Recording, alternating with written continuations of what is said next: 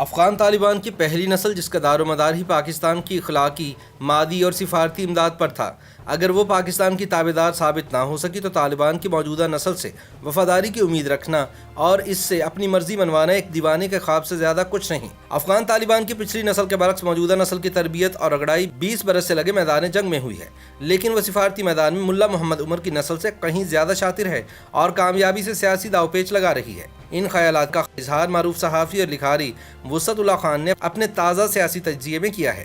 وسعت اللہ خان کہتے ہیں کہ یہ وہ طالبان تو بہرحال نہیں ہیں جن کے امیر ملا محمد عمر تھے اور ان کے صف اول و دوم کے متعدد ساتھی دارالعلوم عقوڑہ خٹک یا جامعہ بنوریہ ٹاؤن کراچی کے فارغ التحصیل تھے، اور جنہیں اس وقت کے پاکستانی وزیر داخلہ نصیر اللہ خان بابر اپنے بچے کہا کرتے تھے۔ ان افغان طالبان کے بارے میں ہر پاکستان مخالف افغان کا خیال تھا کہ ان کی جنگی حکمت عملی کے تالے کی چابی ISI اور ڈپلیکیٹ چابی سعودی انٹیلیجنس کے پاس ہے۔ اس بات کو تقویت تب ملی جب صرف 3 ممالک نے امیر المومنین ملا محمد عمر کی قندھاری عمارت کو تسلیم کیا، جو کہ پاکستان، متحدہ عرب امارات اور سعودی عرب تھے، مگر جلد ہی طالبان کے ان بہی خواہوں اور پشت پناہوں پر یہ عیاں ہو گیا کہ طالبان محض مدرسی نہیں بلکہ افغان بھی ہیں اور ان کا اسلامی نظریہ بھی افغان برانڈ ہے، یعنی کچھ دیوبندیت، کچھ قوم پرستی، بہت سا پختون ولی اور قبائلی انداز کی سخت گیری کا ایک مقامی امیزہ۔ وسعت اللہ خان کہتے ہیں کہ بعد ازاں یہ بھی واضح ہوتا چلا گیا کہ افغان طالبان اپنی مدد کے بدلے پاکستان اور خلیجی ممالک کے احسان منصحی مگر وہ اظہار تشکر کے لیے متواتر فرشی سلام کے برے صغیری درباری کلچر سے کوسوں دور ہیں۔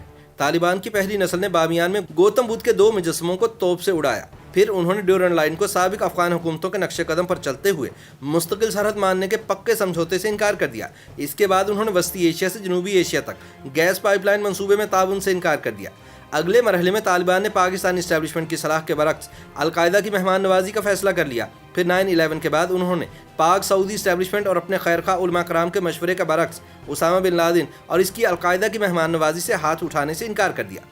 وسعت اللہ خان کہتے ہیں کہ تب کہیں جا کر طالبان ساڈے برخوردار نے سمجھنے والوں کو پتہ چلا کہ برخوردار اتنے بھی سعادت مند نہیں بلکہ ہوشیار دیوانے ہیں۔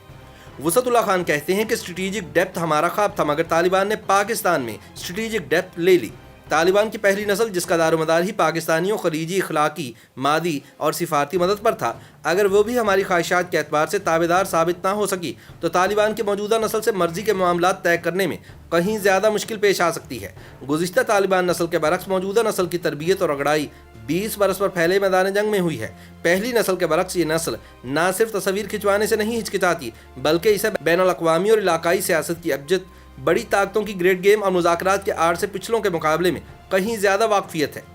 وسعت اللہ خان کہتے ہیں کہ ان کی پہلی نسل کی قیادت 100% پشتون اور وہ بھی جنوبی افغانستان کے پشتونوں کے ہاتھ میں تھی، لیکن دوسری نسل میں آپ کو پشتونوں کے ساتھ ساتھ ازبک، تاجک، ہزارہ، حتیٰ کہ بلوچ نژاد طالبان کمانڈر بھی مل جائیں گے۔ پہلی نسل کے طالبان کو کابل میں حکومت بنانے میں کامیابی کے باوجود شمالی افغانستان کو عسکری اعتبار سے اپنے زیر نگین لانے میں ایڑی چوٹی کا زور لگانا پڑا تھا، پھر بھی مکمل کامیابی نہیں ہوئی تھی۔ مگر طالبان کی موجودہ نسل کی بیشتر توجہ اس وقت وسطی ایشیائی ریاستوں سے متصل شمالی صوبوں اور ایران سے متصل مغربی صوبوں پر کنٹرول کی کوشش پر ہے۔ پہلی نسل کے طالبان کو جب بھی کوئی مشاورتی مسئلہ درپیش ہوتا تو وہ پاکستان میں اپنے ادارتی و مدرسی دوستوں کی جانب دیکھتے تھے، مگر موجودہ طالبانی قیادت زیادہ معاملہ فہم ہے۔ اس کی قطر سے اچھی دعا سلام ہے، قطر مخالف سعودیوں سے بھی ورکنگ ریلیشن شپ ہے، ایرانی قیادت سے بھی ہیلو ہائی ہے، ترکوں سے بھی کوئی خاص مخاصمت نہیں، روسی بھی ان کے بارے میں نرم گوشہ رکھتے ہیں، چین بھی انہیں ایک عامل افغان قوت تسلیم کرتا ہے، اور وسطی ایشیائی ریاستوں کو بھی کابل پر طالبان کے ممکنہ قبضے سے کوئی خاص تشویش نہیں ہوگی اگر وہ اپنے مذہبی، قانونی اور ریاستی تجربات صرف افغانستان تک محدود رکھیں۔ وسعت اللہ خان کے مطابق طالبان کی موجودہ قیادت کو اپنی پچھلی نسل کے نسبت بخوبی اندازہ ہے کہ ایک بار اقتدار چھن جائے تو دوبارہ بہت جانی نقصان اور طویل عرصے کے بعد ہی ہاتھ لگتا ہے۔ چنانچہ خارجہ پالیسی میں مہم جوئی کو بس اتنی جگہ دی جائے جو آس پاس کے ممالک اور بڑی طاقتوں کو ہضم ہو سکے۔ پچھلی طالبانی نسل کو معیشت سے زیادہ نظریے کی پرواہ تھی، موجودہ نسل نے گزشتہ 20 برس میں شاید یہ بھی سیکھ لیا ہے کہ نظریہ اقتدار تو دلا سکتا ہے مگر اسٹیٹ کرافٹ کی گاڑی کا انجن تقویٰ سے نہیں پیٹرول سے چلتا ہے، اور پیٹرول صرف پرہیزگاری سے نہیں بلکہ پیسے سے آتا ہے۔ وہ سمجھ چکے ہیں کہ پلے پیسہ نہ ہو تو پھر بین الاقوامی امداد اور قرضوں تک رسائی محض اخلاص کی بنیاد پر نہیں بلکہ کچھ لوگ کچھ دو کا اصول برتنے پر ہی ہوتی ہے، اور اس پر سود بھی دینا ہوتا ہے، اور اس وقت 70% افغان بجٹ باہر کی دنیا کا عطیہ ہے۔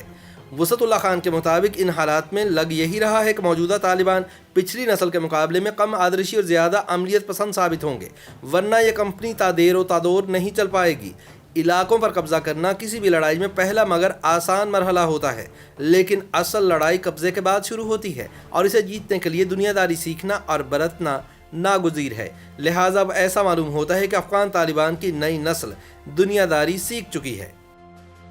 YouTube پر گوگلی نیوز دیکھنے کے لیے youtube.com کی سرچ بار میں googly news T V type کریں۔ گوگلی نیوز کے پیج پر سرخ رنگ کے سبسکرپشن والے بٹن پر کلک کرنا نہ بھولیے۔ YouTube پیج پر اپلوڈ ہونے والی ویڈیوز سے باخبر رہنے کے لیے بیل آئیکن پر کلک کیجیے۔ آپ کو ہر نئی ویڈیو کے بارے میں نوٹیفیکیشن موصول ہو جائے گا۔